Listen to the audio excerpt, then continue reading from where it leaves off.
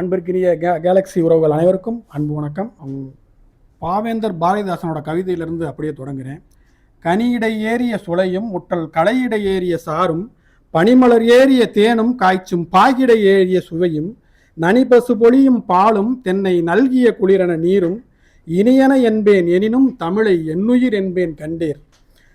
ஒளிலிடை வண்டின் ஒளியும் ஓடை புனலிடை வாய்க்கும் கலியும் குழலிடை வாய்க்கும் இசையும் வீணை கொட்டிடும் அமுத பண்ணும் குளவிகள் மலலை பேச்சும் பெண்கள் கொஞ்சிடும் இதழின் வாய்ப்பும் விளைகுவனேனும் தமிழும் நானும் மெய்யாய் உடலுயிர் கண்டேர்.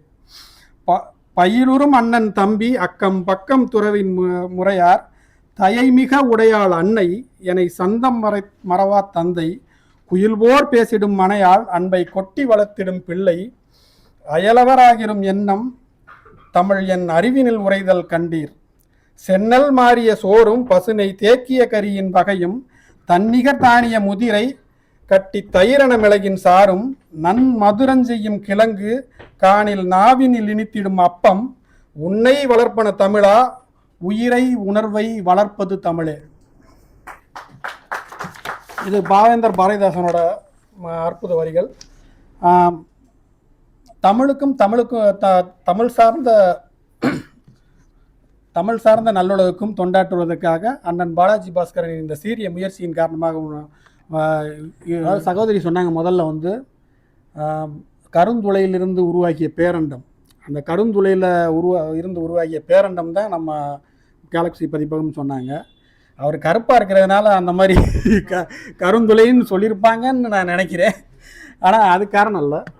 அதாவது அந்த கருந்துளை ஒட்டுமொத்த, அதாவது கருந்துளை ஃபஸ்ட்டு உருவானதுக்கப்புறம் ஒட்டுமொத்த சுற்றி உள்ள எல்லா பொருள்களையும் உள்ளே இழுத்துக்கிறோமா. உள்ளே இழுத்து வசீகரப்படுத்தும் போது மிகச்சிறந்த ஒளி ஆற்றலை சிதற செய்யும். அந்த மிகப்பெரிய ஒளி ஆற்றல் கண்ணு குருடாகிற அளவுக்கான அந்த ஒளி ஆற்றலை சிதற செய்யும். அப்படிப்பட்ட கேலக்ஸியாக இதை உருவாக்கி கொடுத்துருக்கவர் நம்ம அன்பு நண்பர் பாலாஜி பாஸ்கரன் நம்ம கேலக்ஸி மூலமாக. 3 வருஷத்துக்கு முன்னாடி தொடங்கின இந்த கேலக்ஸி பதிப்பகம் இப்போ 70 நூல்களுக்கு மேலே கடந்து மிகச்சிறப்பாக நடந்துக்கிட்டு இருக்கு. அதுக்கு முக்கிய காரணமாக பார்க்கணுன்னா அன்பு நண்பர் பாலாஜி பாஸ்கரன் மட்டும் அப்படின்னு நான் சொல்ல முடியாது. அவரோட பின்புலம், அதாவது அவரை சுற்றி இருக்கும் நண்பர்கள், அவரோட பேக்ரவுண்ட் ஆர்டிஸ்ட், அவங்க ரொம்ப முக்கிய காரணம்.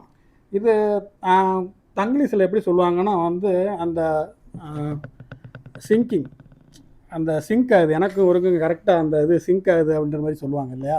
அது மாதிரி அவர் ஒரு விஷயத்தை ஆனான்னு சொல்லுவார், அதை அவ்வளோ வரைக்கும் கொண்டு போய் விடுறது அவங்க சுற்றி இருக்கிற நண்பர்களும் உறவுகளும் தான்.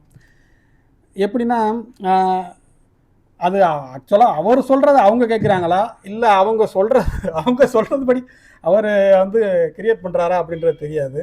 ஆனால் அந்த அந்த இது இணைப்பு, ஒத்த அலைவரிசை, அது அதை நான் பார்த்து பயங்கரமாக வியந்திருக்கேன்.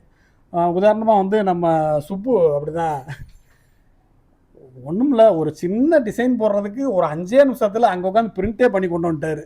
இவர் சும்மா இந்த மாதிரி பண்ணணும் சுப்பு அப்படின்னு மட்டும்தான் சொல்லுவார். ஆனால் அவர் எல்லாத்தையும் ரெடி பண்ணி கிளியர் பண்ணி கொண்டு கொடுத்துருவார். அந்தளவுக்கு அவரோட ஒத்திசைவில் இருக்கிற நண்பர்கள் மிக முக்கிய காரணம் அப்படின்னு நான் நினைக்கிறேன். அதுபோக இங்கே வரவேற்பு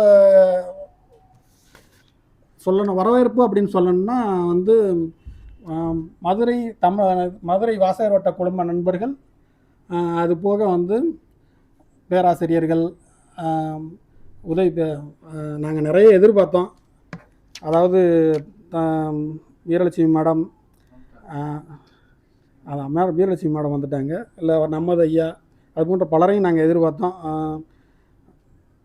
அவங்கெல்லாம் வர முடியலை, அது கொஞ்சம் வருத்தம் தான். இருந்தாலும் எழுத்தாளர்கள் சிறப்புரையாற்ற வந்திருக்கும் அனைவரையும் கேலக்ஸி சார்பாக வருக வருக என்று வரவேற்கிறோம். நன்றி.